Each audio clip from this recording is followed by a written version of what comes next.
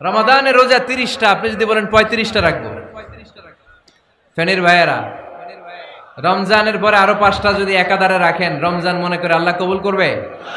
কবুল করবে? তার মানে আল্লাহ আল্লাহ রাসূল যেটা বলেছে এটাই ফাইনাল। এর চেয়ে বেশি কিছু আর ইবাদত করা যাবে, এর চেয়ে শ্রেষ্ঠ ইবাদত হতে পারে না। বিষ্ণু ইসলাম বললেন সারা রাত তাহাজ্জুদ পড়লে এটা শ্রেষ্ঠ ইবাদত নয়, বরং রাতের কিছু অংশ ঘুমাবা, কিছু অংশ তাহাজ্জুদ পড়বা। আইয়ামুল বীজের রোজা রাখবা, সোম আর বৃহস্পতিবার রোজা রাখবা, আরাফার রোজা রাখবা, আশুরার রোজা রাখবা, শাওয়ালের 6 রোজা রাখবা। এর চেয়েও বেশি রাখতে চাইলে একদিন রোজা রাখবা, আরেকদিন রাখবা না, একদিন রাখবা, আরেকদিন রাখবা না। এর চেয়ে ভালো রোজার হতে পারে? হতে পারে? আল্লাহর হাবিব সাল্লাল্লাহু আলাইহি ওয়াসাল্লাম বললেন সেই শ্রেষ্ঠ যে স্ত্রীদের সাথেও মেলামেশা করে আবার ইবাদতও করে। ইসলামের মধ্যে ভারসাম্য আছে না নাই? তাহলে বোঝা গেল আল্লাহর হাবিব সাল্লাল্লাহু আলাইহি ওয়াসাল্লাম আল্লাহর সবচেয়ে কাছের, তিনি সবচেয়ে বড় মুত্তাকি। ফেনীবাসী আওয়াজ করে বলেন তো, আমার নবীর চাইতে বড় মুত্তাকি হওয়া যাবে?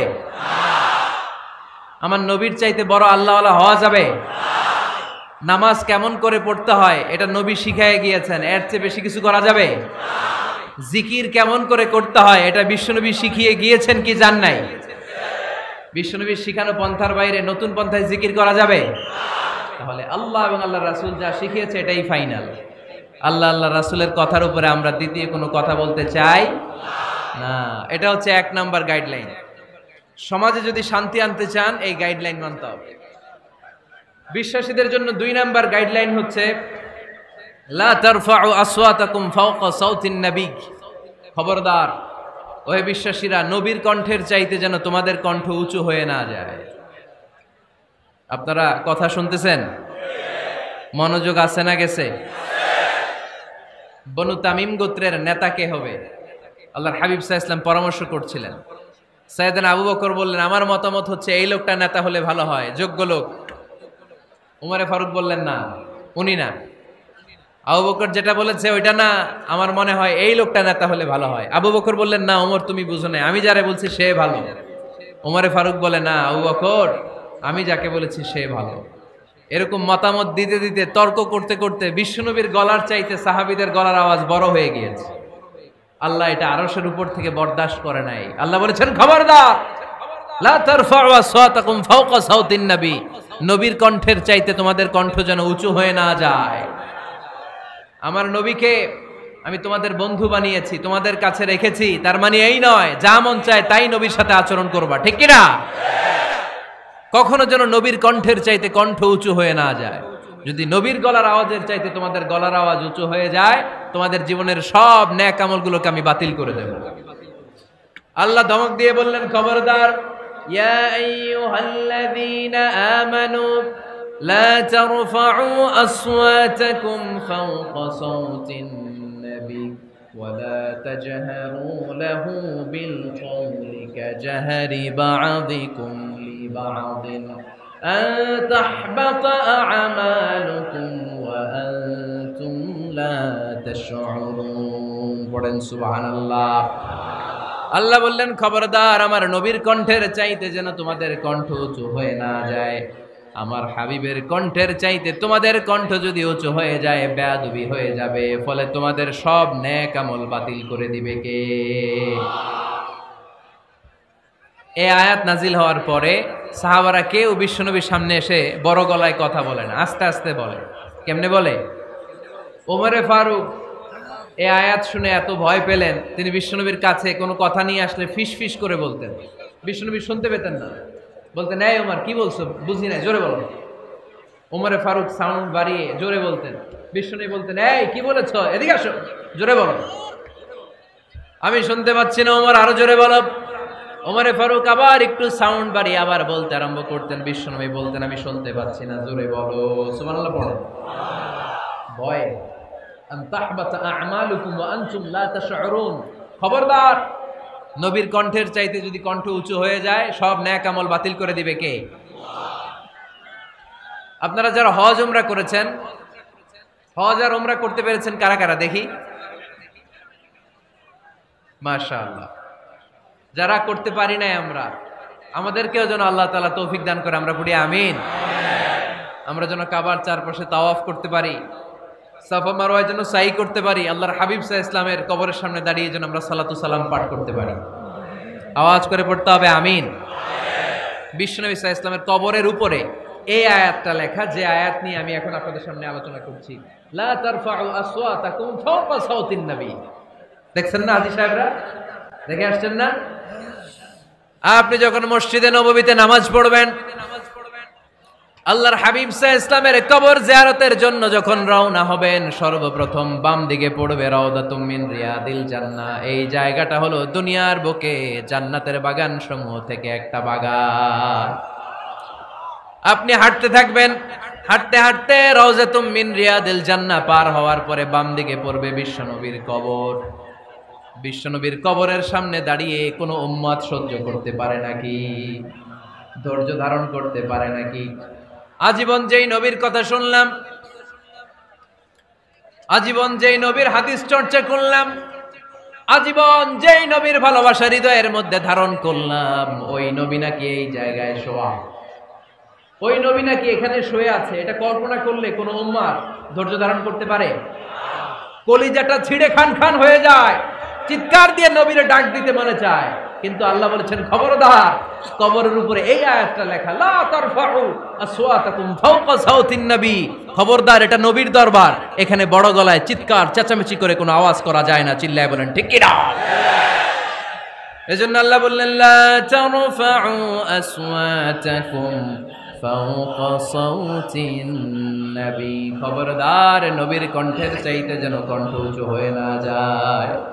এই আয়াতের হুকুম আল্লাহর হাবিব সাল্লাল্লাহু আলাইহি ওয়াসাল্লামের জীবদ্দশা অবস্থায় যেমন ছিল, ঠিক এখনো এটারে বলবৎ রেখেছে কে?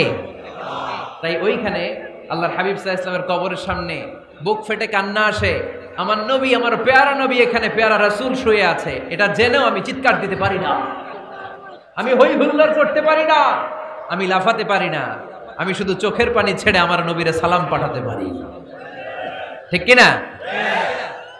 এই আয়াতের হুকুম শুধু নবীর ক্ষেত্রেই প্রযোজ্য নয়, আব্বা আম্মার ক্ষেত্রেও প্রযোজ্য। আব্বা আম্মার সামনে দাঁড়িয়ে বড় গলায় কথা বলা যাবে?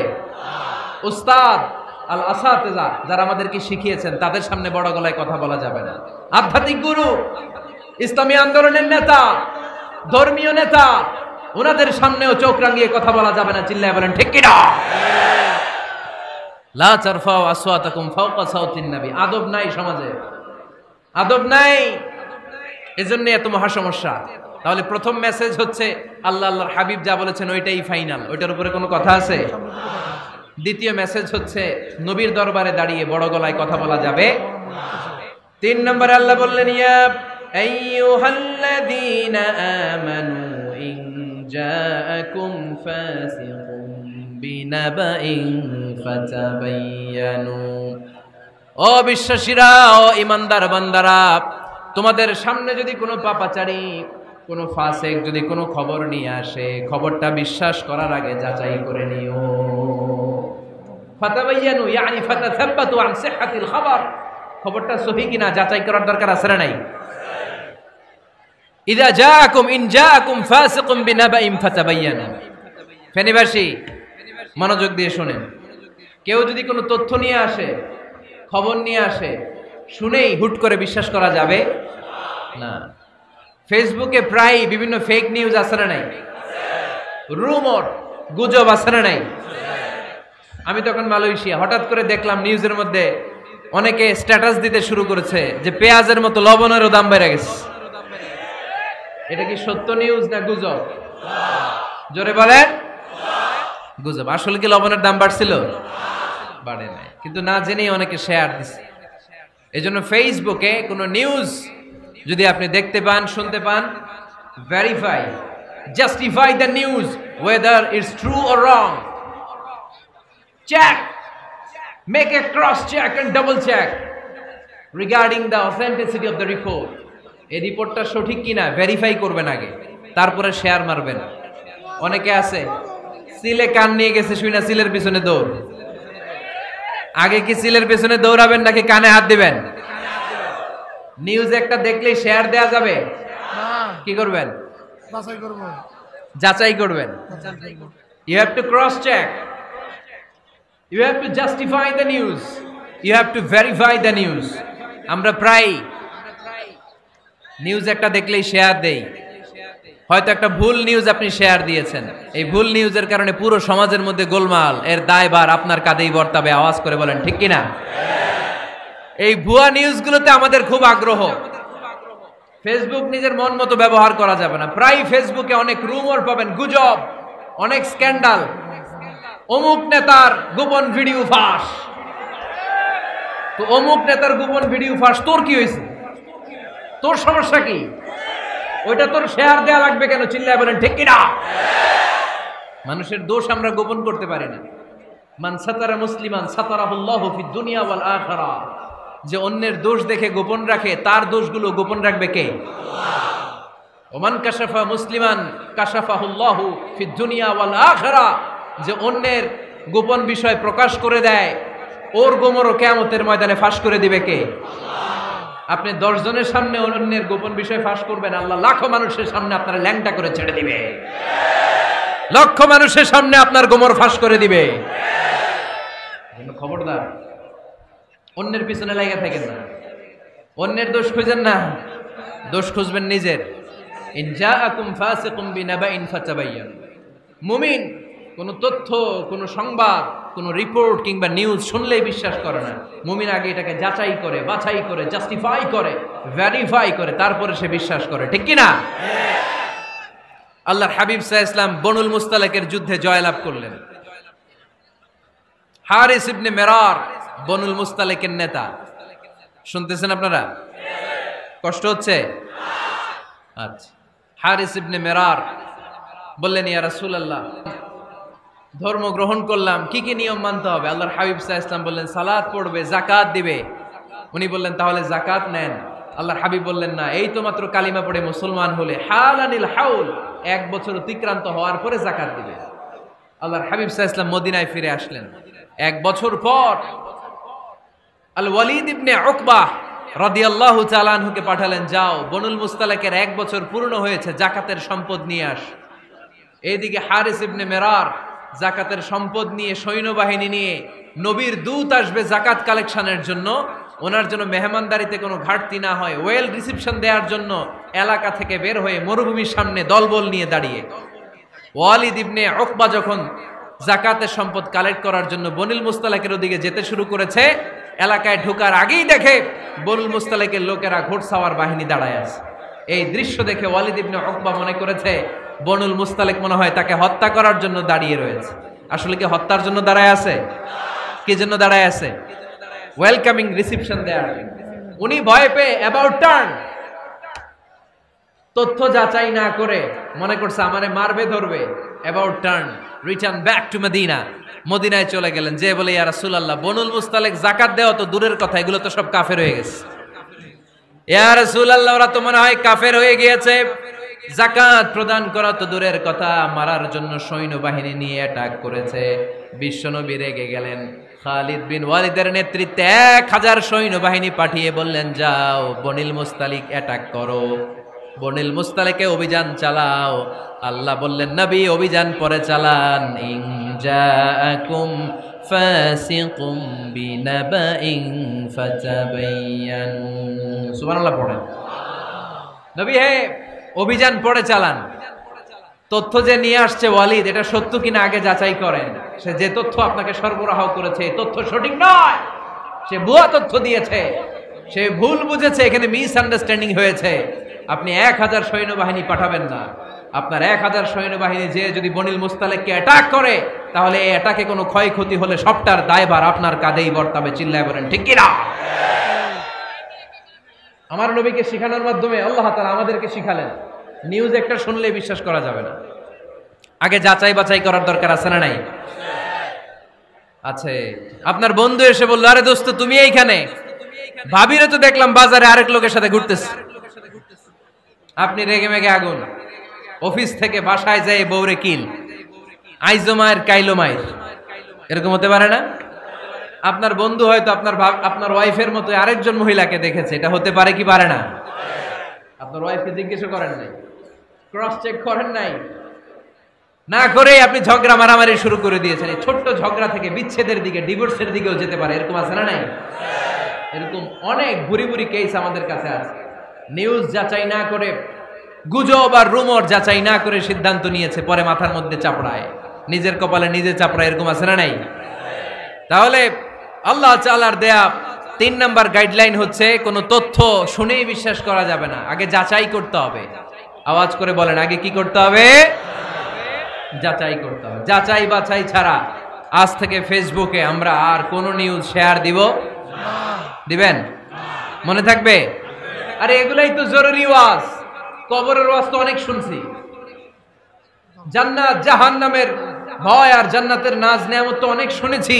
সমাজটারে শান্তিপূর্ণ ভারসাম্যপূর্ণ করার দরকার আছে না নাই? খবর শুনে আমরা বিশ্বাস করি, যাচাই না করে আমরা বলে বেড়াই না। যাচাই না করে, নিশ্চিত না হয়ে আজ থেকে কোনো নিউজ আমরা ফেসবুকে শেয়ার দিব না। 4 নম্বরে আল্লাহ বললেন, 4 নম্বর গাইডলাইন আল্লাহ দিলেন, ইয়া আইয়ুহাল্লাযীনা আমানু লা ইয়াসখার কওমুম মিন কওম। খবরদার আমার বিশ্বাসী বান্দারা, আমার ইমানদার বান্দারা কেউ কোনোদিন কাউরে ঠাট্টা বিদ্রূপ করে না। সুবহানাল্লাহ পড়েন। সুবহানাল্লাহ। মুমিন বান্দা কাউকে ঠাট্টা করতে পারে?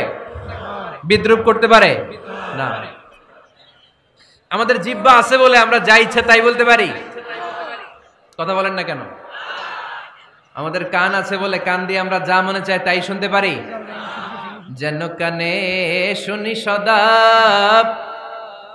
তোমার কালাম, হে খোদা চোখে যেন দেখি শুধু কোরআনের আয়াত। শোনো আমার মুনাজাত, শোনো শোনো ইয়া ইলাহি আমার মুনাজাত, শোনো আমার মুনাজাত। সবাই আওয়াজ করে পড়েন আমিন। লা ইয়াসখার কওমুন মিন কওম। মুমিন বান্দা কখনো অন্য কাউকে ঠাট্টা করবে না। আমার কোনো ভাই মনে কষ্ট পায়, এরকম কোনো ঠাট্টা বিদ্রূপ খোঁচা মেরে পোক মেরে কথা বলা যাবে না। এটা তার চেহারা নিয়ে না, তার পেশা নিয়ে না, তার বংশ নিয়ে না, তার পরিবার নিয়ে না। তার বাবা চুরি করেছে, আমি কি বলতে পারবো তুই চোরের ঘরের চোর? বলে কি বলে না? কেউ একটু মোটা হইলে কয় তুই মটুন ঘরের মটু, চোখে কম দেখলে কে তুই কানার ঘরের কানা। আছে না নাই?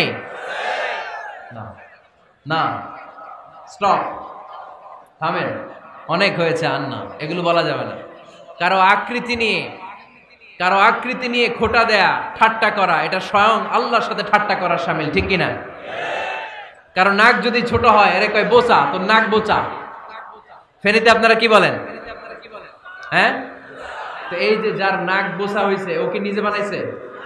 যার নাক খাড়া, এটা বানাইছে কে? যে কালো, বানাইছে কে? সাদা শুভ্র, বানাইছে কে? তার মানে কারো আকৃতি নিয়ে যদি আপনি ঠাট্টা করেন, স্বয়ং আল্লাহর সাথে ঠাট্টা করলেন। কারণ কেউ কারো চেহারা বানানোর দায়িত্ব পায় নাই। মাতৃগর্ভে থাকতেই আমাদের চেহারার আকৃতিগুলো দান করেছে কে? হুয়াল্লাযী ইউসাউবিরুকুম ফিল আরহামি কাইফা ইয়াশা লা ইলাহা ইল্লা হুয়াল আজিজুল হাকীম। তিনি এমন সত্তা, তোমরা যখন তোমাদের মায়ের পেটের ভেতরে ছোট্ট একটা ভ্রূণ কণা ছিল, তখনই তোমাদের চেহারার আকৃতি দিয়েছে কে? মায়ের পেটে থাকতেই কে ছেলে হবে, কে মেয়ে হবে, কে সুশ্রী হবে, কে শ্যামলা হবে, কার নাক লম্বা হবে, কারটা খাটো হবে, এগুলো ফিক্স করে রেখেছে কে? এজন্য কখনো কারো চেহারা, কারো আকৃতি নিয়ে ঠাট্টা বিদ্রূপ করা যাবে না। কারণ এই চেহারা আমরা বানাই নাই, বানাইছে কে? আল্লাহ। প্রত্যেককে যদি আল্লাহ তাআলা প্রত্যেকের নিজের চেহারা ডিজাইন দেওয়ার সুযোগ দিত, তাহলে আমরা আমাদের চেহারা কি এরকম বানাইতাম? কি করতাম? আপনাকে যদি আপনার চেহারা তৈরি করার ডিজাইন আল্লাহ দিত, যে তুমি যেমন মনে চাই নিজের চেহারাটার ডিজাইন দাও, কেমন বানাতেন নিজেকে? কথা বলেন, কয়েকজন বলেন না? হ্যাঁ, সবচাইতে সুন্দর করে আমি আমার অবয়বটাকে তৈরি করতাম। কোন নারীকে যদি তার চেহারার ডিজাইন তৈরি করার সুযোগ আল্লাহ দিতেন, সে নারী তাকে বিশ্ব সুন্দরী করে তৈরি করবে। ঠিক কিনা? এটা আল্লাহ আমাদেরকে দেয় নাই, এটা আল্লাহ তাআলা নিজ হাতে রেখেছে, নিজে করেছে। তাই কারো আকৃতি নিয়ে ব্যঙ্গ করলে স্বয়ং আল্লাহর সাথে ব্যঙ্গ করার শামিল। চিল্লায় বলেন ঠিক কিনা? সাইয়েদনা ইবনে মাসউদ রাদিয়াল্লাহু তাআলা আনহুর পায়ের নলা ছিল চিকন। হাদিসে এসেছে দাকিকুস সাকাইন, ওনার পা দুইটা ছিল চিকন। খেজুর পাড়ার জন্য ইবনে মাসউদ রাদিয়াল্লাহু তাআলা আনহু যখন খেজুর গাছে উঠলেন, সাহাবারা সাইয়েদনা ইবনে মাসউদের পা দেখে হাসাহাসি শুরু করে দিল। বিশ্বনবী বললেন, খবরদার খবরদার, ইবনে মাসউদের চিকন পা দেখে তোমরা হেসো না। ইবনে মাসউদের চিকন পা দেখে তোমরা হাসো। কিয়ামতের ময়দানে ইবনে মাসউদের এই চিকন পা গুলো যদি মিজানের পাল্লায় রেখে দেওয়া হয়, এই পা দুইটার ওজন উহুদ পাহাড়ের চেয়ে ওজনওয়ালা হয়ে যাবে। এজন্য খবরদার, জিহ্বা আছে বলে যে কোনো কমেন্ট করবেন না। এই আবার কি হইছে দেখি, আওয়াজ কেন? হ্যাঁ, আর কি দেখবেন? এখন তো বিদায় নেব আমি, চুপ করেন না, এবার থামেন। জিহ্বা আছে বলেই, জিহ্বা আছে বলেই যে কোনো ধরনের মন্তব্য করা যাবে না। আল্লাহর হাবিব সাল্লাল্লাহু আলাইহি ওয়াসাল্লাম বলেছেন, মাইয়াদমান লি মা বাইনা লিহিয়াইহি ওয়া মা বাইনা রিজলাইহি আদমান লাহুল জান্নাহ। ও আমার উম্মতেরা, তোমাদের মধ্য থেকে কেউ যদি আমাকে দুইটা অঙ্গের গ্যারান্টি দেয়, কয়টা অঙ্গের? সবাই বলতে হবে কয়টা? আমার কোন উম্মত যদি আমাকে দুইটা অঙ্গের গ্যারান্টি দেয় যে তারা এই দুই অঙ্গের পাপ করবে না, আমি তাদেরকে জান্নাতের গ্যারান্টি দেই। এক নম্বরে মা বাইনা লিহিয়াইহি, দুই চোয়ালের মাঝখানে যা থাকে মানে জিহ্বা। আমার কোন উম্মত যদি আমার গ্যারান্টি দেয় জিহ্বা দিয়ে কোনো মিথ্যা বলবে না, কাউরে বাজে কথা বলবে না, ঠাট্টা বিদ্রূপ করবে না, জিহ্বা দিয়ে যে এই পাপ কাজগুলো হয় এগুলো করবে না, আর দুই রানের মাঝখানে যে অংশ আছে লজ্জাস্থান, এই দুইটা অঙ্গের গ্যারান্টি যদি আমার কোন উম্মত আমারে দেয়, আমি আমার ওই উম্মতকে জান্নাতের গ্যারান্টি দিয়ে দেব। খবরদার ফেনীবাসী, খবরদার। মন চাইলেই যা মনে চায় মুখ দিয়ে বলা যাবে। আমার রাসূল সাল্লাল্লাহু আলাইহি ওয়াসাল্লামের 11 জন স্ত্রী, এর মধ্যে একজন স্ত্রী ছিলেন একটু স্থূল আকৃতির, মানে মোটা। কি ছিলেন জানেন? ওই স্ত্রীর নাম কি? সফিয়া। কি নাম? সফিয়া বিনতে হুয়াই ইবনে আখতাব। উনি আল্লাহর হাবিব সাল্লাল্লাহু আলাইহি ওয়াসাল্লামের সব স্ত্রীদের মধ্যে থেকে একটু স্থূলকার ছিলেন, একটু ফেটি ছিলেন, মোটা ছিলেন। আম্মা জান আয়েশা একবার ওনার প্রতি রেগে আল্লাহ রাসূল সাল্লাল্লাহু আলাইহি ওয়াসাল্লামের কাছে বিচার দিলেন যে আপনার মুটি বউ, মুটকি বউ।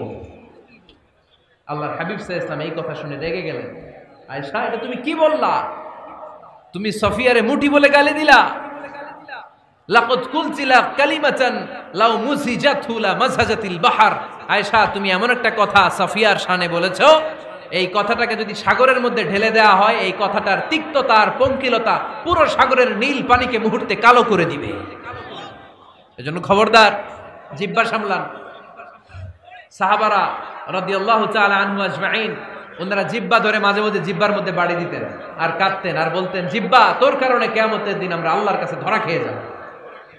মুমিন চাইলে এই মুখ দিয়ে যা মনে চায় বলতে পারে। তাহলে 4 নাম্বার গাইডলাইন হচ্ছে লা ইয়াসখার কওমুন মিন কওম, কোন বিশ্বাসী বান্দা কখনো অন্য বিশ্বাসী বান্দাকে ঠাট্টা বিদ্রূপ করতে পারবে না। 5 নম্বরে আল্লাহ বললেন, ওয়ালা তালমিজু আনফুসাকুম, খবরদার অন্যের দোষ খুঁজবা না। ও আমার বিশ্বাসী বান্দারা, নিজের দোষ খোঁজো, অন্যের দোষ খোঁজো না। দেখেন, সমাজটারে শান্তিপূর্ণ বানানোর জন্য আল্লাহর পক্ষ থেকে কি সুন্দর মোরাল এন্ড এথিক্যাল ইনস্ট্রাকশনস, কি চমৎকার গাইডলাইন। অন্যকে ঠাট্টা করো না। ওয়ালা তালমিজু আনফুসাকুম, নেভার ডিফেম ইচ আদার, একে অপরের দোষ খোঁজো না, নিজের দোষ খোঁজো। কার দোষ খুঁজবেন? আরো জোরে বলতে হবে, কার দোষ খুঁজবেন? অন্যের দোষ খোঁজা যাবে? কিছু লোক আছে দেখবেন সারা দিন চায়ের দোকানে বসে, এই বাড়িতে এই সমস্যা, ওই বাড়িতে এই সমস্যা, ওই বাড়িতে এই সমস্যা, তোর বাড়িতে কি সমস্যা? কিছু লোক আছে এই হুজুরের এইটা খারাপ, এই হুজুরের ওইটা ভালো না, এইটা খারাপ, এইটা সমস্যা, এটা সমস্যা, তোর কি সমস্যা? তোর সমস্যা তুই খুঁজে বের কর, নিজের সমস্যা খুঁজে বের কর। যে নিজে নিজের সমালোচনা করতে পারে, সেই সর্বাপেক্ষা বুদ্ধিমান। এজন্য খবরদার আমার কলিজার টুকরা যুবক ভাইয়েরা, কখনো কখনো কাউকে ব্যঙ্গ করে, বিদ্রুপ করে, ছোট করে কোনো মন্তব্য করা যাবে না। কখনো অন্যের দোষ খোঁজা যাবে না। দোষ আমরা খুঁজবো, নিজের দোষ, ঠিক কিনা? দোষ আমরা খুঁজবো, কার দোষ? চিল্লায় বলতে হবে, কার দোষ? নিজের দোষ খুঁজতে হবে। যারা নিচু মনের মানুষ, এরা মানুষের দোষ নিয়ে কথা বলে। Small people talk about people, average people talk about things and stories, and great people talk about ideas. যারা নিচু মনের মানুষ, এরা মানুষের দোষ নিয়ে কথা বলে। যারা মাঝারি ধরনের মানুষ, এরা এলাকার ঘটনা বিভিন্ন বিষয় নিয়ে কথা বলে। আর যারা বড় মনের মানুষ, এরা আইডিয়া নিয়ে কথা বলে। তারা তাদের আইডিয়াকে কাজে লাগিয়ে সমাজটারে পাল্টে দিতে চায়। যুগ জামানা পাল্টে দিতে চাই না অনেকজন, এক মানুষই আনতে পারে জাতির জাগরণ। এক মানুষই বিপদকালে বাঁচায় কাফেলায়, ক্ষুদ্র ডিঙ্গি বাঁচায় জাহাজ অসীম দরিয়ায়। এজন্য নিজেকে শুধরাতে হবে। ওয়ালা তালমিজু আনফুসাকুম, অন্যের দোষ খোঁজো না, নিজের দোষ খোঁজো। তাহলে ফেনীবাসীরা, এই হোক আমাদের স্লোগান, আমরা নিজেদের দোষ খুঁজবো বেশি, অন্য কারো দোষ কখনো খুঁজবো না। আপনি নিজে ঠিক হয়ে যান, দুনিয়া এমনি ঠিক হয়ে যাবে। নিজে ঠিক, দুনিয়া ঠিক। নিজেকে শুধরান। অন্যের দোষ দেখে তো আমার লাভ নাই। ও কি করছে এটা ও জবাব দিবে, আমি কি করেছি আল্লাহর সুপ্রিম কোর্টের কাঠগড়ায় সেদিন আমাকে জবাব দিতে হবে। চিল্লায় বলো ঠিক কিনা? এজন্য অন্যের দোষ যেন আমরা না খুঁজি, নিজেকে যেন পরিবর্তন করি। পরিবর্তন করতে রাজি আছি তো সবাই? পরিবর্তনের অগ্রনায়ক হতে রাজি আছি তো সবাই? সিদ্ধান্ত নিতে হবে, শক্ত সিদ্ধান্ত। দাঁড়াতে হবে, সৈনিকের মতো দাঁড়াতে হবে, ঠিক কিনা?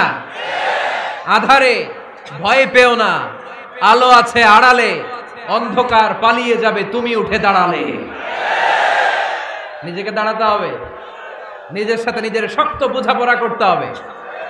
অন্যের দোষ খোঁজার সময় আমাদের নাই। চিল্লায় বলো ঠিক কিনা? দোষ খোঁজা যাবে না, নিজের দোষ নিজের আমরা খুঁজবো। বসেন বসেন। কি ঢুকছে এখানে? হ্যাঁ, কারেন্টের শক করছে। সাপ, সাপ আওয়াজ শুনতে আসে।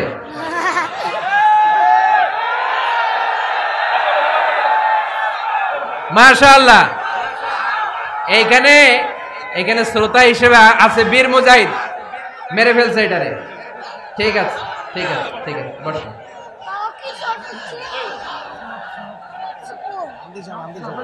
এখনো কথা বাকি, বসেন। একটা আওয়াজ হবে না, একটা আওয়াজ হবে না, আবার আওয়াজ হয় এখানে। তাহলে ফেনীর ভাইয়েরা, অন্যের দোষ খুঁজবো না, নিজের দোষ খোঁজা যাবে? যাবে যাবে? ক্লান্ত হয়ে গেছেন? কষ্ট হচ্ছে? তারপরে 7 নম্বরে আল্লাহ বললেন, ওয়ালা তানাবাজু বিল আলকাব, ওয়ালা তানাবাজু বিল আলকাব। এই ছেলেরাই, আমি এখনই উঠে যাব, বিদায় নিচ্ছি, বসো। বসেন ভাই, বসেন। এগুলো অনেক জরুরি কথা, মনোযোগ দিয়ে শুনেন। ওয়ালা তানাবাজু বিল আলকাব, মানুষকে মন্দ নামে ডেকো না। অনেকের নাম চেঞ্জ করে ডাকি, আছে না নাই? না, আমার কলিজার টুকরা ফেনীর ভাইয়েরা, আজ থেকে কখনো কারো নাম চেঞ্জ করে আমরা ডাকবো না। যে নামে তাকে ডাকলে সে খুশি, আমরা ওই নামে ডাকবো, পারবো তো? কারণ প্রত্যেকের নামটা প্রত্যেকের কাছে বড্ড দামি, প্রত্যেকের নামটা প্রত্যেকের কাছে বড্ড প্রিয়। আপনার নাম কি? লিটন ভাই, মাহবুল হক লিটন ভাই। আপনার কাছে মনে হইতে পারে, আরে লিটন একটা নাম হইলো, তো কত আছে আমাদের এলাকায়। না, এলাকায় অনেক আছে ঠিক, কিন্তু লিটন ভাইয়ের কাছে লিটন নামটা খুব আদরের, যত্নের, ঠিক কিনা? আমার নাম কি? আমার নাম মিজান। আরে মিজান একটা নাম হইলো নাকি? কত নাম আছে মিজান, এলাকার সিপাই পয়রাস। এটা ঠিক, অনেক নাম আছে মিজান নামে, কিন্তু যেহেতু এটা আমার নাম, আমার কাছে এই নামটা বড় দরদের, বড় যত্নের, বড় আদরের। কারণ এই নামটা আমার পরিচয় বহন করে। ভাইয়ের নাম কি? স্বপন। স্বপন ভাই এলাকায় অনেক আছে না? তো সিম্পল একটা নাম, কিন্তু না, স্বপন মিয়াজি ভাইয়ের কাছে এটা সিম্পল না, এই নামটা ওনার কাছে বড় যত্নের। মানুষ তার নাম খুব পছন্দ করে নিজের নামের, কারণ দেখবেন কাগজ আর কলম পাইলে সবাই নিজের নাম লেখে, খালি নিজের নামের সিগনেচার দেয়, আসরা নাই। এরপরে দেখবেন যে কক্সবাজারে গেলে সাগরের তীরে বালু পাইলেই বালুর মধ্যে নিজের নাম লেখে, আবার ওই নামের পাশ দিয়ে লাভও আঁকে, আসরা নাই। আমি অনেক দেখেছি, সাগর পারে গেলেই মানুষের মন উথাল পাতাল করে, তো সাগরের বালিতে নিজের নামটা বড় করে লেখে চারদিক দিয়ে লাভ, মানে এই নামটারে আমি লাভ করি। এটা প্রমাণ করে প্রত্যেকে নিজের নামটারে বড্ড বেশি ভালোবাসে, ঠিক কিনা? এজন্য ফেনীর সোনার টুকরারা, খবরদার বন্ধুরা, নিজেরা যেন একে অপরকে এমন নামে না ডাকি যে নাম শুনলে সে কষ্ট পায়। আজ থেকে কোনো বাজে নামে কাউরে ডাকা যাবে? আব্বা আম্মা আদর করে কত সুন্দর নাম রেখেছে, আবু বাকার, ওরে সবাই ডাকে বকইরা, কপাল পোড়া। আব্বা আম্মা নাম রেখেছে আবু ওয়াক্কাস, ওরে ডাকে আক্কাইচা, কত সুন্দর নাম। আমার আল্লাহর নামের সাথে মিলিয়ে আব্দুল কুদ্দুস নাম রেখেছে, ওরে ডাকে কুদ্দুচ্চা, আছে না নাই? কবিরা গুনাহ করেছেন আপনি, কবিরা গুনাহ। It's not a simple deal, এটা সাধারণ কোনো ব্যাপার না, এগুলো সবগুলা কবিরা গুনাহ। কোনোদিন কাউকে ঠাট্টা বিদ্রুপ করে কিছু বলবো না, কখনো অন্যের দোষ খুঁজবো না, কারো নাম বিকৃত করে কোনোদিন কারো মনে কষ্ট দিব না, ঠিক কি না? এরপর 8 নম্বরে আল্লাহ বললেন, ইয়া আইয়ুহাল্লাযীনা আমানু ইজতানিবু কাসীরাম মিনায-যন্নি ইন্না বা'দায-যন্নি। অবিশ্বাসীরা খবরদার, অনুমান আন্দাজ নির্ভর কোনো কথা বলবে না, যেটা বলবে নিশ্চিত হয়ে বলবে। কার কথা? অনুমান নির্ভর কোনো কথা, আন্দাজ নির্ভর কোনো কথা কোনো মুমিন বলতে পারে? আমার কথা বোঝা যায়?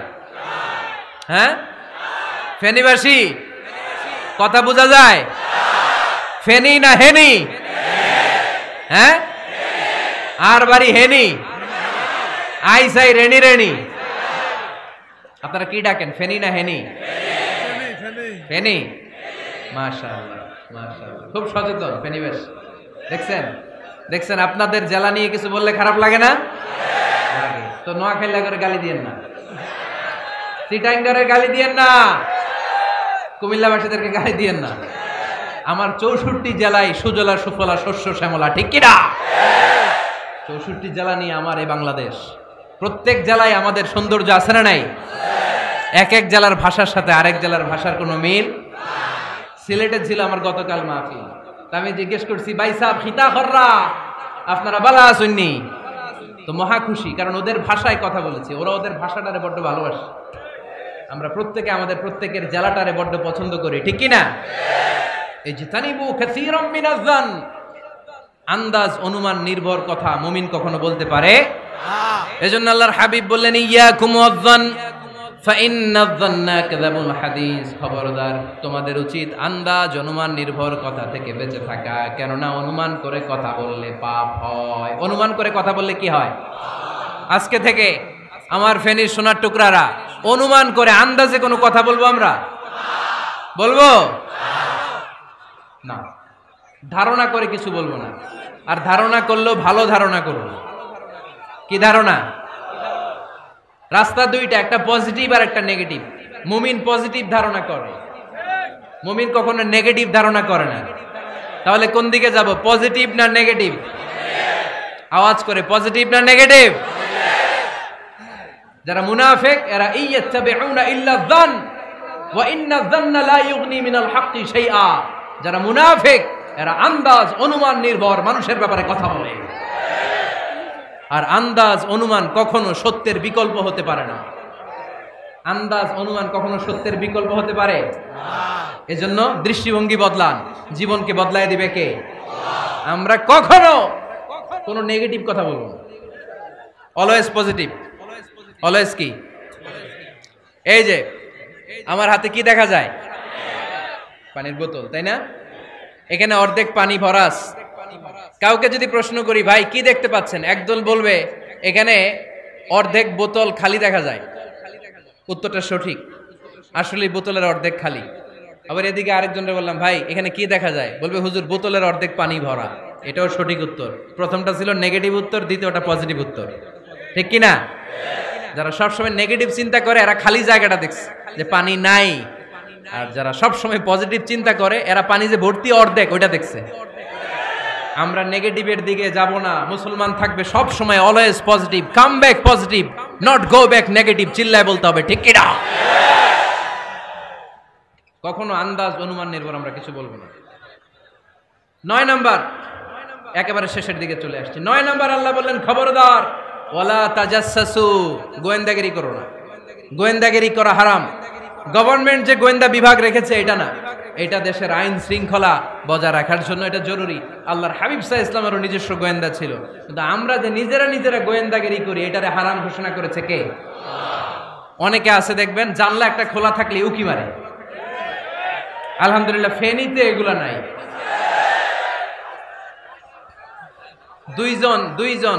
দুইজন ওদিকে কি যেন বলতেছে, উনি আড়ি পেতে কথা শুনে, আছে না নাই?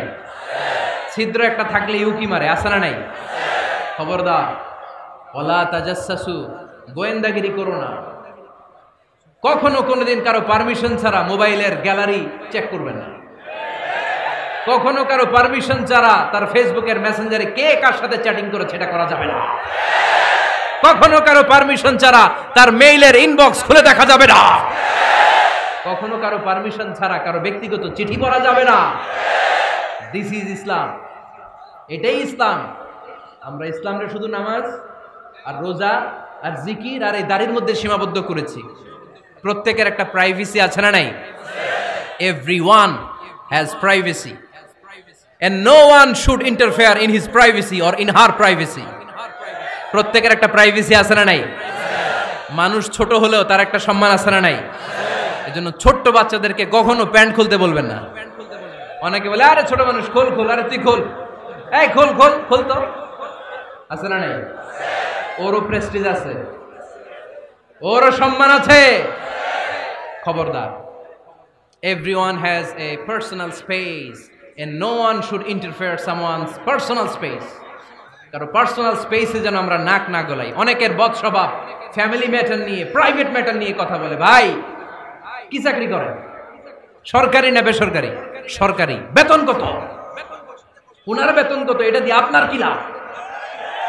ঠিক কি না? মানুষ একটা দেখলি ভাই বয়স কত, ভাই বেতন কত? ফার্স্ট ইমপ্রেশনে, ফার্স্ট যখন আপনি কারোর সাথে দেখা করবেন, বেতন কত, বয়স কত, এগুলো জিজ্ঞেস করা যাবে? কেউ যখন কারো ঘনিষ্ঠ হয়, বন্ধুতে রূপান্তরিত হয়, তখন এই কথাগুলো। কিন্তু শুরুতেই প্রাইভেট ম্যাটার নিয়ে, পার্সোনাল ম্যাটার নিয়ে ওয়ালা তাজাসসু, গোয়েন্দাগিরি করো না। গোয়েন্দাগিরি করাকে হারাম ঘোষণা করেছে কে? শেষ কথা বলি, 10 নম্বরে আল্লাহ বললেন, 10 নম্বরে রব্বুল আলামিন বললেন ওয়ালা ইয়াগতাব বা'দুকুম বা'দা আইয়ুহিব্বু আহাদুকুম আইয়াকুলা লাহমা আখিহি মাইতান ফাকারিহতুম। খবরদার, কেউ কারো গীবত করো না। কি করো না?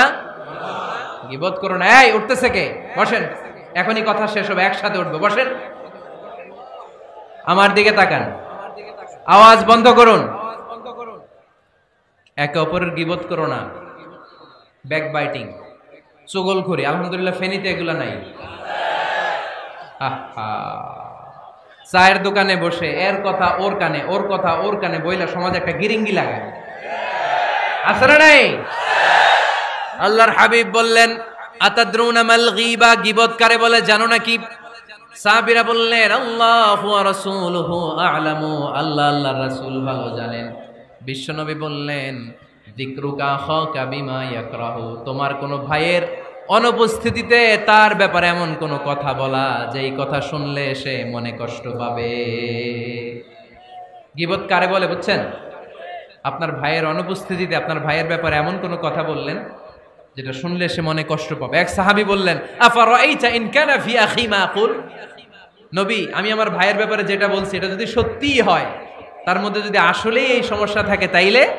আল্লাহর হাবিব বললেন আরে তাইলেই তো গীবত।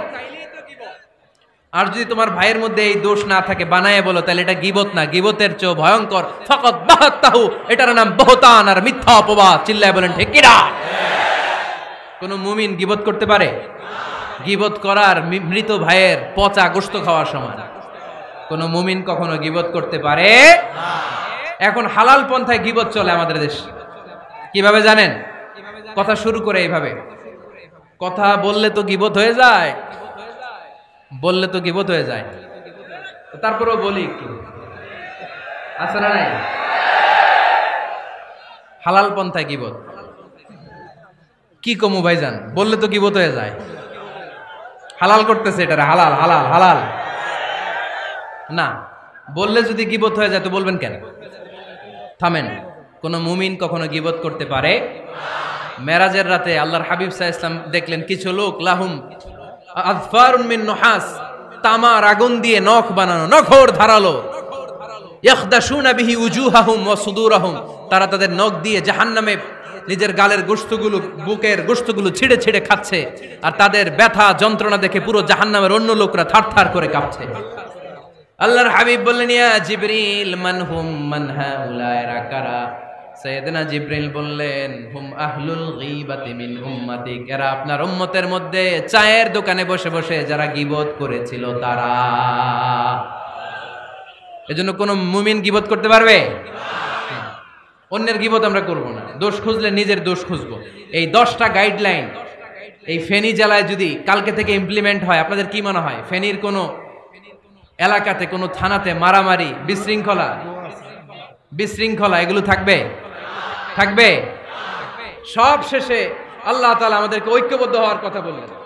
আল্লাহ 5 বার বিশ্বাসীদেরকে ডাক দিলেন, 6ষ্ঠবারে আল্লাহ দুনিয়ার সবাইরে ডাক দিলেন, আস্তিক নাস্তিক হিন্দু বৌদ্ধ এদেরকে ডেকে আল্লাহ শেষ করলেন। শেষ কথা শুনতে মনে চায়? এতক্ষণ আল্লাহ বলছি ইয়া আইয়ুহাল্লাযীনা আমানু, এর মানে কি? ওহে ঈমানদারগণ। এবার আল্লাহ ডাক দিছে ইয়া আইয়ুহান নাস। এবার আল্লাহ কি বলে ডাক দিছে? আওয়াজ করে বলতে হবে, কি বলে? এবার আল্লাহ বললেন, ইয়া আইয়ুহান নাস ইন্না খালাকনাকুম মিন যাকারিন ওয়া উনসা ওয়া জাআলনাকুম শুউবান ওয়া ক্বাবাইলা লিতাআরাফু ইন্না আকরামাকুম ইনদাল্লাহি আতকাকুম। পড়েন সুবহানাল্লাহ। আল্লাহ ডেকে বললেন, ইন্না খালাকনাকুম মিন যাকারিন ওয়া উনসা, ও বিশ্বাসীরা, এটা বলে ডাকে নাই, ও মানব সকল, নিশ্চয় আমি তোমাদেরকে এক নারী আর এক পুরুষ থেকে তৈরি করেছি। ওই পুরুষের নাম কি? ফেনীবাসী আওয়াজ করে বলেন, আদম আলাইহিস সালাম। আর ওই নারীটার নাম কি? এই দুইজন থেকে গোটা পৃথিবী। তার মানে আসলে আমরা সব এক। আসলে কি? সব এক। নাস্তিকও আমার ভাই, হিন্দুও আমার ভাই, বৌদ্ধ খ্রিস্টানটাও আমার ভাই। ভ্রাতৃত্ব 3 ধরনের। একটা হচ্ছে মায়ের পেটের ভাই, এটাকে আরবিতে বলে আল উখুয়া আন নাসাবিয়্যা, মায়ের পেটের ভাই, উনি আমার মায়ের পেটের ভাই। আরেকটা আছে আল উখুয়া দ্বীনিয়া, দ্বীনি ভাই। এই যে আমরা সবাই এখানে একে অপরের কি ভাই? দ্বীনি ভাই। 3 নম্বরে হচ্ছে আল উখুয়া আল ইনসানিয়া, মানবতার দিক থেকে ভাই। সে দৃষ্টিকোণ থেকে হিন্দু আমার ভাই, বৌদ্ধ আমার ভাই, কারণ সেও মানুষ আমিও মানুষ। আমাদের সবার বাবার নাম কি? কথা কয় না? আদম আলাইহিস সালাম। সবার মায়ের নাম কি? দেখছেন, আমরা সবাই এক, সবাই এক। বিভেদের প্রাচীর আর বৃত্ত আমরা বানিয়েছি। ইসলাম ধর্ম, বর্ণ, জাতীয়তাবাদ এগুলোর বাইরে যে এক বিশাল ব্রড মাইন্ডেড রিলিজিয়ন, যেখানে আলাদা আলাদা বৃত্ত টানে নাই। আমরা ধর্ম, বর্ণ, ভাষা, জাতীয়তা এগুলোকে সামনে এনে আলাদা আলাদা পরিচয়ের বৃত্ত বানিয়েছি। আমরা বানিয়েছি শ্বেতাঙ্গ আর কৃষ্ণাঙ্গের পার্থক্য। আমরা করেছি আরব অনারবের বিভাজন। আমরা করেছি ব্রাহ্মণ আর শূদ্রের জাত প্রথা। ইসলামে কোনো জাত প্রথা নাই, শ্বেতাঙ্গ কৃষ্ণাঙ্গের পার্থক্য নাই, প্রেসিডেন্ট কুলিওয়ালা ঠেলাওয়ালার কোনো পার্থক্য আল্লাহর সামনে নাই। চিল্লায় বলো ঠিক কিনা? যার প্রমাণ, প্রেসিডেন্ট যখন নামাজে দাঁড়ায় তার পাশে রিকশাওয়ালাও নামাজে দাঁড়ায়। তার পাশে শিক্ষকও নামাজে দাঁড়ায়, তার পাশে ব্যবসায়ী ভাই নামাজে দাঁড়ায়, তার পাশে ছোট্ট ছেলেটাও নামাজে দাঁড়ায়। আল্লাহর সামনে গোটা সব বিশ্বের মানুষগুলোরে এক কাতারে দাঁড় করিয়ে দিয়েছে কে? কোনো পার্থক্য নাই। এই পার্থক্য বিভেদের প্রাচীর আমরা ভেঙেছি। এই বিভেদের প্রাচীরকে ভেঙে গুড়িয়ে দিতে হবে। আমরা মানুষকে মানুষ হিসেবে কনসিডার করি না। দেখলেই বলি কোন দল করেন, দেখলেই বলি কোন পীরের মুরিদ, দেখলেই বলি কোন দল করেন। না না, সবার আগে পরিচয় হচ্ছে আমরা সবাই মানুষ। বাবার নাম আদম, মায়ের নাম হাওয়া। আর আমাদের মধ্যে সবচেয়ে বড় পরিচয় হচ্ছে আমরা মুসলিম। এখানে আমি মুসলিম ছাড়া আর কাউকে দেখতে পাচ্ছি না। সব মুসলিম। আমার কাছে পীরের মুরিদ নাই, তাবলিগের ভাই নাই, জামাত ইসলাম নাই, শাসনতন্ত্র নাই, ঐক্যজোট নাই, বিএনপি নাই, আওয়ামী লীগ নাই, কিচ্ছু নাই। আমি বুঝি মুসলমান। আমরা একে অপরের মুসলমান বলে কনসিডার করতে চাই না তো, খালি পিস পিস করি, টুকরা টুকরা করে দেশটারে শেষ করে দিলাম। আমাদের প্রভু কয়জন? নবী কয়জন? কোরআন কয়টা? কিন্তু আমাদের মধ্যে বিভাজন। আমরা কি বিভাজন চাই নাকি ঐক্য চাই? আমাদের প্রভু এক নবীর উম্মত, জীবন বিধানে কই শিবানী কোরআন। তবে কেন এক নও হে মুসলমান, এক হও করিয়া আহ্বান। পড়েন আমিন। বাইতুল্লাহ এক, মদিনা শরীফ এক, উহুদ পাহাড় এক, বদরের মাঠ এক। ঠিক কি না? একটা তো জীবন, মরণ যে একটাই, একে সাথে মিলে মিশে একটাই প্রাণ। তবে কেন এক নও হে মুসলমান, এক হও করিয়া আহ্বান। পড়েন আমিন। বিভেদের প্রাচীর আর দেয়ালকে ভেঙে দেওয়ার জন্য এই যুবক ছেলেগুলাই যথেষ্ট। ঠিক কি না? আমার বাংলাদেশকে মাদক মুক্ত করার জন্য, ইফটিজিং মুক্ত করার জন্য, সুদ মুক্ত করার জন্য, যৌতুক মুক্ত করার জন্য আমার ফেনীর কলিজার টুকরা যুবকেরাই যথেষ্ট।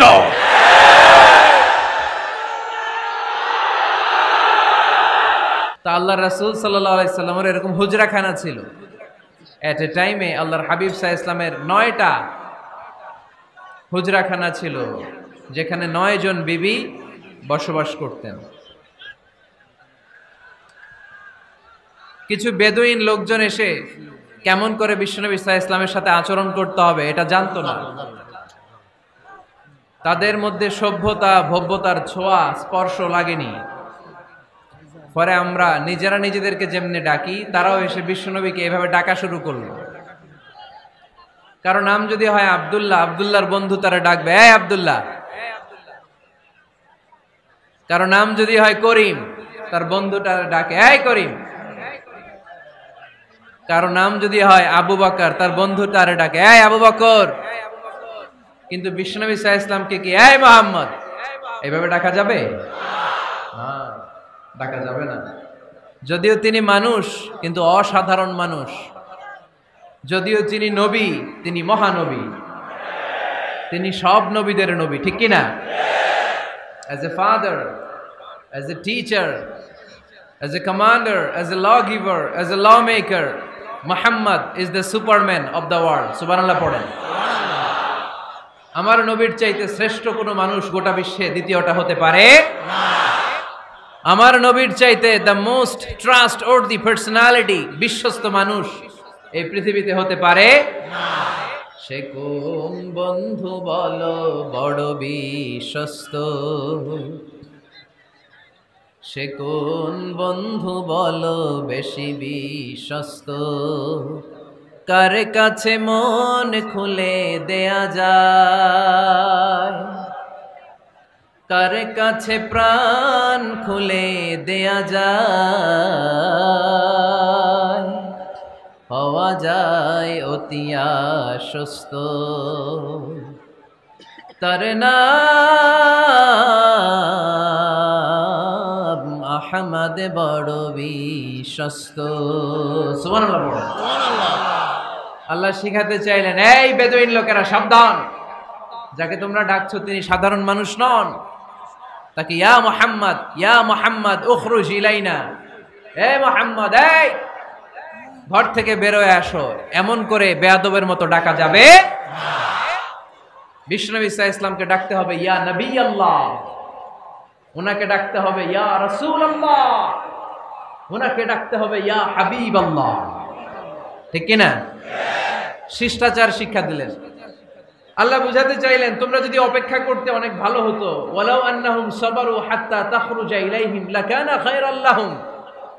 আল্লাহর হাবিব সাল্লাল্লাহু আলাইহি ওয়াসাল্লাম দুপুরের খাবার খেয়ে গড়াগড়ি করছিলেন। আল কাইলুলা, টসিং এন্ড টার্নিং, এপাশ ওপাশ করা। শীতকালে দুপুরের খাবার খেয়ে বিছানায় শুইলে আরাম আছে না নাই? এটাকে কাইলুলা বলে।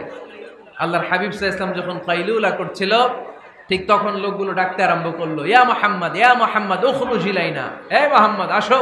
আল্লাহ বললেন, খবর দাও, আমার নবীকে এইভাবে ডাকা যাবে না, বরঞ্চ আমার নবীকে তোমরা ডাকবে ইয়া নবী আল্লাহ, ইয়া রাসূল আল্লাহ, ইয়া হাবিব আল্লাহ বলে। সুবহানাল্লাহ পড়েন। সুবহানাল্লাহ। আল্লাহর হাবিব সাল্লাল্লাহু আলাইহি ওয়াসাল্লাম যতক্ষণ না বের হয়ে আসে তোমাদের অপেক্ষা করা উচিত, সবর করা উচিত। আমরা অনেক সময় সবর করি না। তাহলে আমরা আমাদেরকে যেইভাবে ডাকি, আল্লাহর হাবিব সাল্লাল্লাহু আলাইহি ওয়াসাল্লামকে ওইভাবে ডাকা যায় না। আল্লাহ বললেন, খবরদার, তোমাদের উচিত ছিল অপেক্ষা করা, যতক্ষণ না আল্লাহর হাবিব সাল্লাল্লাহু আলাইহি ওয়াসাল্লাম বিশ্রাম শেষ করে বাইরে বেরিয়ে আসে। তাই কারো বাসায় গেলে অপেক্ষা করবেন যতক্ষণ না উনি আসে, আর যাওয়ার আগে অ্যাপয়েন্টমেন্ট নিয়ে যাবেন। আজকের প্রথম মেসেজ, কারোর সাথে দেখা করার আগে কি নিয়ে যাবেন? ফ্যানের ছেলেরা কথা বলে না, অ্যাপয়েন্টমেন্ট নিয়ে যেতে হবে। অনেকে খালি অস্থিরতা করে, চেয়ারম্যান সাহেবের বাড়িতে গেছে, সিগনেচার লাগবে, যেই অস্থির, আরে বেরোয় না কেন, চেয়ারম্যান সাহেব আসে না কেন, এতক্ষণ ধরে বসে আছে। এরকম বিরক্ত, খালি কমপ্লেইন করে, অভিযোগ করে, এরকম কিছু লোক আছে না নাই? খেয়াল রাখবেন, যারা ব্যর্থ, জীবনে ব্যর্থ, তারা সব সময় শুধু কমপ্লেইন করে, অভিযোগ, মানুষের কাছে অভিযোগ, আল্লাহর কাছে অভিযোগ, আমার এইটা নাই, ওইটা নাই, আল্লাহ আমার এইটা দাও নাই, ওইটা দাও নাই। আর সফল ব্যক্তিরা কখনো অভিযোগ করে না, খালি শুকরিয়া করে। ঠিক কিনা? Now the decision is yours, you wanna be successful or unsuccessful. আপনি সফল হতে চান না ব্যর্থ হতে চান? তাহলে সফল হলে সবসময় পড়তে হবে আলহামদুলিল্লাহ। কি পড়বেন?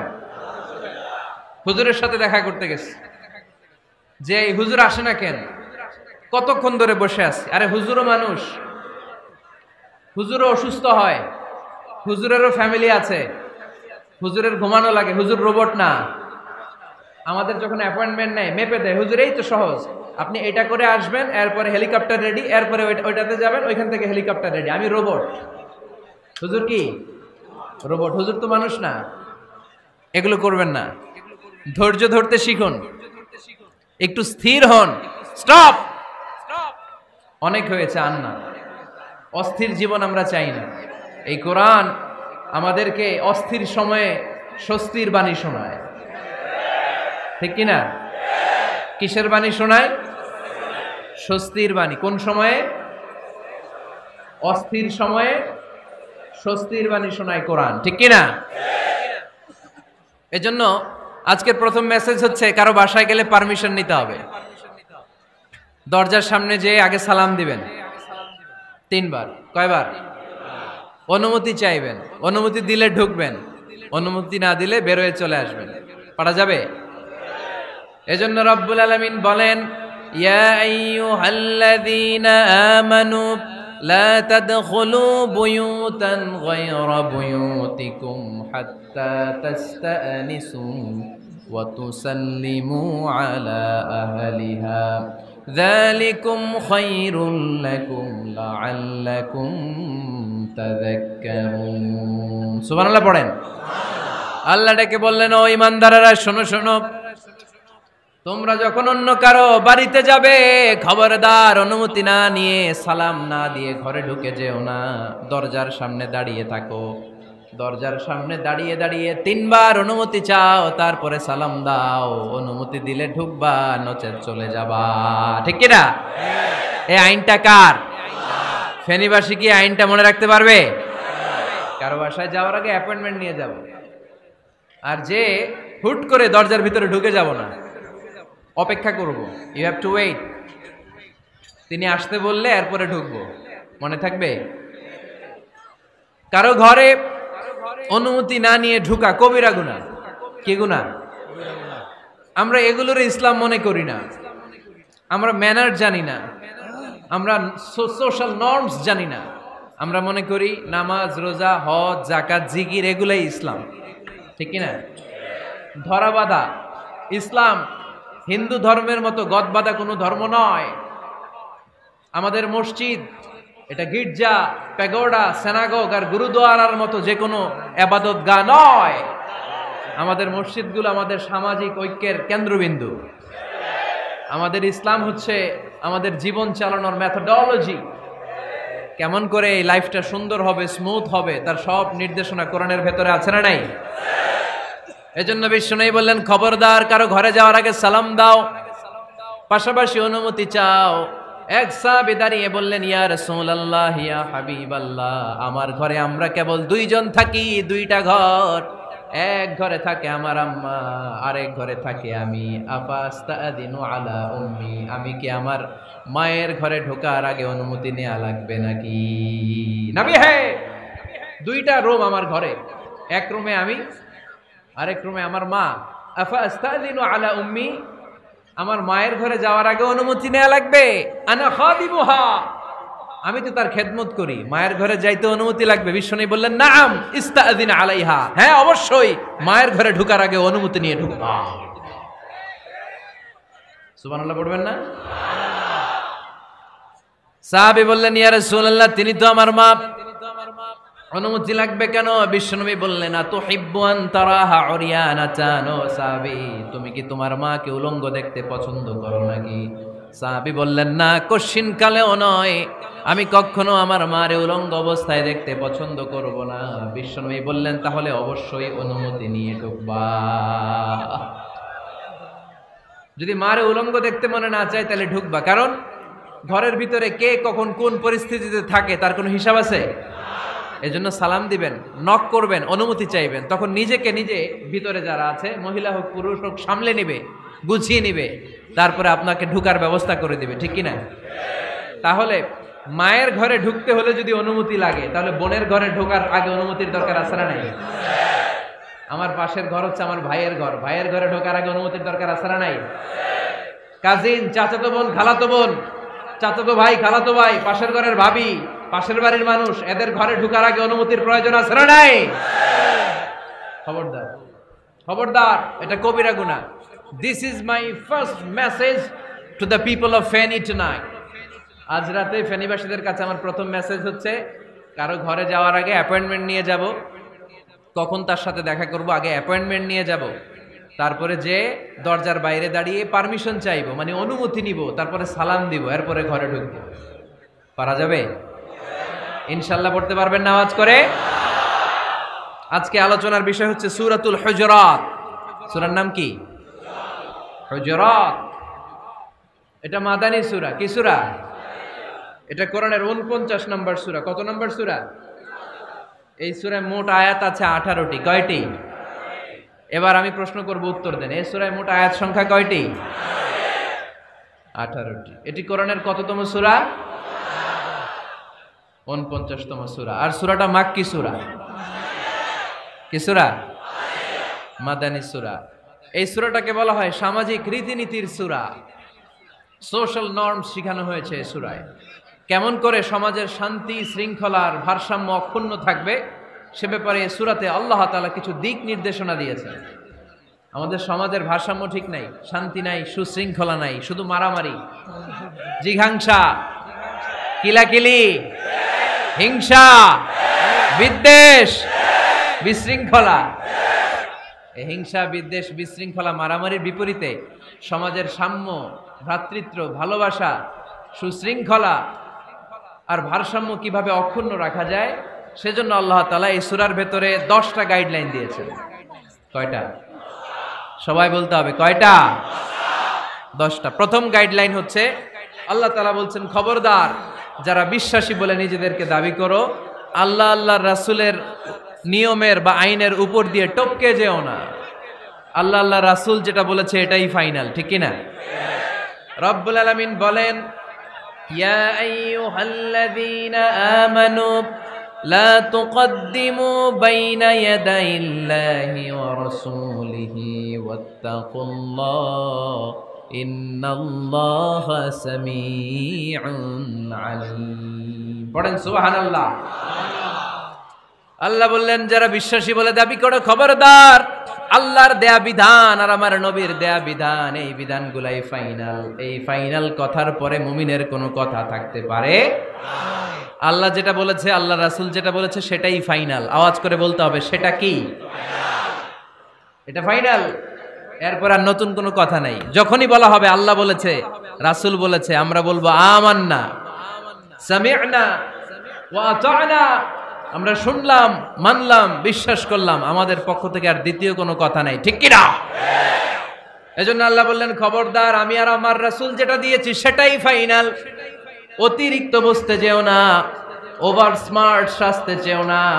আমি আল্লাহর দেয়া নবীর দেয়া বিধানের সামনে অ্যাডভান্স হতে যেও না, কারণ আমি আল্লাহ আর আমার রাসূল যেই নিয়ম দিয়েছি সেটাই ফাইনাল, সেটাতেই বরকত। কোন মুমিন বান্দাবান্দীদের কাছে যখন আল্লাহ আর আল্লাহর রাসূলের কথা বলা হয়, তাদের কাছে এটাই ফাইনাল, ঠিক কি না? ওমা কানা লিমুমিনিন ওয়ালা মুমিনাতিন ইযা কাদাল্লাহু ওয়া রাসূলুহু আমরান আইয়াকুনা লাহুমুল খিয়ারাতু মিন আমরিহিম। মুমিন নরনারীর কাছে যখন বলা হবে এটা আল্লাহর কথা, আল্লাহর রাসূলের কথা, এটাই ফাইনাল। এরপরে মুমিনের আর নতুন কোনো চয়েস থাকতে পারে না। আল্লাহ বলেছে 5 ওয়াক্ত সালাত জামাতের সাথে আদায় করো, এটাই ফাইনাল, ঠিক কি না? আল্লাহ বলেছেন, চুরি করলে চোরের হাত কেটে দাও। বিশ্বনবী জীবদ্দশায় চোরের হাত কেটে দেখিয়ে দিয়েছেন, চুরি করলে হাত কেটে দাও, এটাই ফাইনাল, ঠিক কি না? আল্লাহ নিয়ম জারি করেছেন, ও নারীরা পর্দা করে ঘর থেকে বের হও, এর উপরে কোনো কথা নাই, জোরে বলেন ঠিক কি না? আল্লাহ আইন করে দিয়েছেন রমাদানের 29 দিন কিংবা 30 দিন রোজা রাখবা, এটাই ফাইনাল, এরপরে কোনো কথা নাই, জোরে বলেন ঠিক কি না? যারা সম্পদশালী হয়েছো, বছরান্তে 2.5% যাকাত দিবা, বিধানটা কার? এটাই ফাইনাল, এরপরে কোনো কথা আছে? তার মানে আল্লাহ আল্লাহ রাসূল যেটা দিয়েছে এটাই ফাইনাল, এটাই সর্বোৎকৃষ্ট। এর চেয়ে উৎকৃষ্ট আর ভালো হতে পারে না, এটাই শ্রেষ্ঠ। এক সাহাবী বলল, আসুমুদ্দাহার, আমি সারা বছর রোজা রাখবো, রোজা ভাঙবো না। আরেক সাহাবী বলল, আ'তাজিলুন নিসা, আমি আমার বউয়ের কাছে যাব না, আজীবন বৈরাগ্য জীবন যাপন করব। আরেক সাহাবী বলল, উসল্লি লাইলা কুল্লাহ, সারা রাত তাহাজ্জুদ পড়ব, ঘুমাবো না। এই কথা শুনে বিশ্বনবী রেগে গেলেন। বিশ্বনবী বললেন, কে কে বলেছে এই কথা যে সারা বছর রোজা রাখবে, সারা রাত তাহাজ্জুদ পড়বে, স্ত্রীর কাছে যাবে না? ইন্নী আখশাকুম লিল্লাহি ওয়া আতকাকুম লাহু, নিশ্চয় আমি তোমাদের চাইতে আল্লাহকে বেশি ভয় করি। আমি বিশ্বনবী সবচেয়ে বড় মুত্তাকি, আমি বিশ্বনবী সবচেয়ে বড় বুজুর্গ, আমি বিশ্বনবী সবচেয়ে বড় আল্লাহওয়ালা। তো আমি এত বড় আল্লাহওয়ালা হয়ে আমি 11 জন স্ত্রী রেখেছি, আমি এত বড় আল্লাহওয়ালা হয়ে রাতে তাহাজ্জুদও পড়ি, আবার কিছু অংশ ঘুমাই। আমি এত বড় আল্লাহওয়ালা হয়ে বছরে কিছু সময় রোজা রাখি, মাঝে মাঝে রাখি না। তো আমি ব্যালেন্স করে জীবন ধারণের পরে আমার আল্লাহওয়ালাগিরিতে কোনো সমস্যা হয় নাই, আমার নবী হতে সমস্যা হয় নাই। তোমাদের সমস্যা হলো কেন? তোমরা কোত্থেকে এটা শিখেছো? আমি বিশ্বনবী যেটা শিখিয়েছি এটাই ফাইনাল, এর চেয়ে শ্রেষ্ঠ কোনো কাজ আর হতে পারে না। চিল্লায় বলেন ঠিক কি না? ফজরের ফরজ নামাজ কয় রাকাত? আওয়াজ করে বলেন। বিধানটা কার? আপনি যদি বলেন আমি একটু বাড়ায় পড়বো, 3 রাকাত পড়বো, সওয়াব বেশি হবে না? কারণ আপনি অ্যাডভান্স হয়েছেন। লা তুকদ্দিমু বাইনা ইয়াদাইল্লাহি ওয়া রাসূলিহি, খবরদার, আল্লাহ আল্লাহ রাসূলের উপর অ্যাডভান্স হয়ো না।